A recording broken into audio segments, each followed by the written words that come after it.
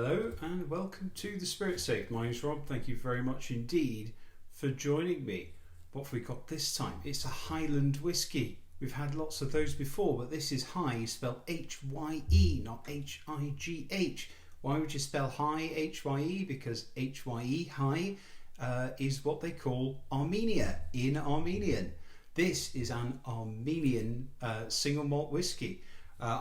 I'm very interested in doing whiskies from different countries. I've done 30 or so different countries on the channel, and Armenia is next in line.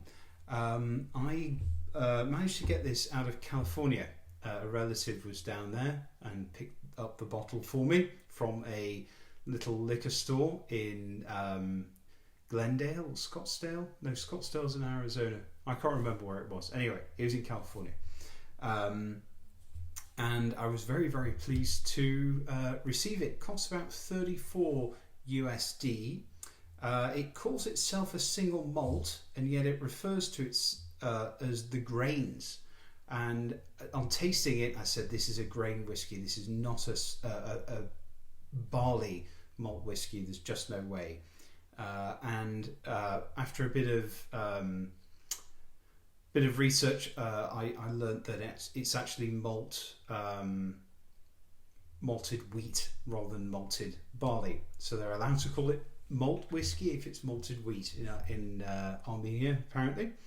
So yeah, about $34 US, 43% ABV, and it is 12 years old. And it is a mixture of Armenian oak barrels, presumably virgin oak, and Armenian ex-brandy barrels. They're big into brandy in Armenia. Fruit brandies. And you look at Armenian spirits online, and they've just got these brandies that are in funny bottles of a pretty lady or a snake or an AK-47. And they're just really big on brandy. But now there is a whiskey to add to the store. So it's in quite a nice carton here. Nice black and gold design. A very sturdy bottle, really heavy base. But then this very, very cheap screw cap that doesn't even look like it's going to hold in the liquid. It does let it down a little bit. But it's nicely priced. Nicely packaged for its price point, which is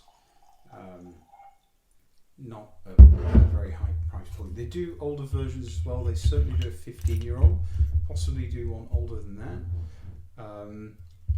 But yeah, I was very pleased to get hold of this.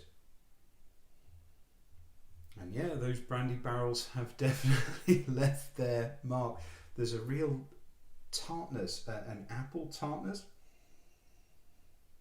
as well as some tobacco, a bit of a new car smell, and it is very, very grainy. And my tasting notes are like, it just says grainy, very, very grainy, because I thought that this was a malt whiskey. They were selling this as a single malt, and I thought it was barley. And I say it's very grainy because it's very different to what I would expect from a barley whiskey. Yeah, very grainy alcohol notes going on. There's some cucumber, greenish cucumber. Bit of instant coffee, slightly bitter coffee, Turkish coffee. Vanilla, hay, honey. The brandy cask is very apparent. Vodka. A weird kind of powdered dill, spicy dill. Strange ground spices that I can't quite picture. Kind of pickling spices. Menthol, vanilla ice cream. The grain profile, the brandy cask, it does sort of dominate the nose as a rye-ish spice. Maybe later you pick up some peach stones, a bit of gingerbread, molasses. Yeah, it's a light grainy nose with that very signature brandy cask influence.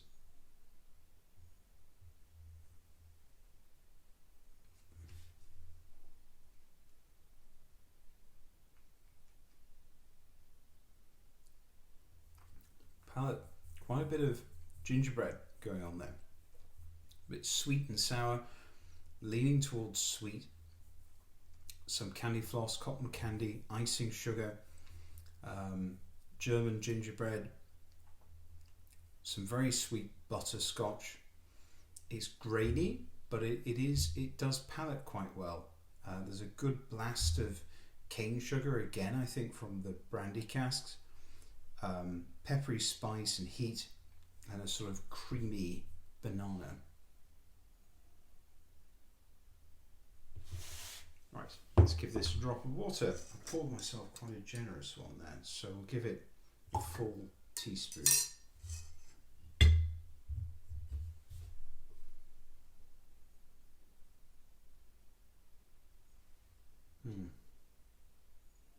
More banana, but starting to pick up a little bit of smoke, maybe from barrel char. And some lychee and lemongrass. It's lost a lot of its sweetness in some ways.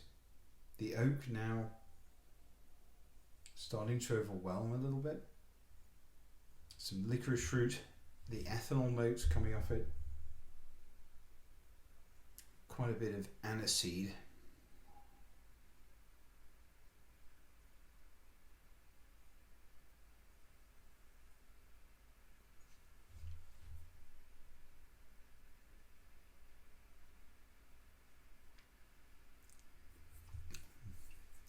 Quite nice on the palate. Sweet banana, vanilla ice cream, banana milkshake, butterscotch, caramels. The softness is now cut with a tartness. The brandy casks are coming through very, very strongly. And the finish, tobacco, apple cider vinegar, crabapple, tartness, vanilla, oak, brandy, pepper, confectionery, banana, and cinnamon. So this isn't at all bad. I'd never really thought about buying Armenian whiskey. I do wish that they were a bit more straightforward about the fact that this is 100% wheat whiskey, because calling it a malt when it's malted wheat is a little bit strange, and people are sort of expecting a different thing to what they're getting, perhaps. Nicely packaged, nicely priced. I'd recommend this for people who really like their grain whiskey, who really like wheat whiskey, and people who like to experiment with brandies and things like that. It's a bit too grainy for me. I'm really much more keen on the malts, but it's very drinkable, way better than I expected it to be. And the brandy cask, although for me as a non-brandy drinker it can be a little overwhelming, I think it's a nice touch, and it's an authentically Armenian thing. Anyway, I hope you've enjoyed the review. Please let me know if you tried this before. I'd be really keen to know what you thought of it. Next time we meet, we'll probably have a blended malt scotch, barley malt this time. And then possibly something a little bit more expensive after that. I'm not sure. The foreign whiskies from unusual countries, they're starting to get very, very difficult to source, to obtain. I've probably got one more in me for the year if I don't go back to the UK. If I go back to the UK, I'll have possibly two more other countries. But I did Austria earlier, Armenia now, and then another country hopefully later in the year, but we'll see how we do. Anyway, look forward to seeing you again soon. Until then, cheers, goodbye.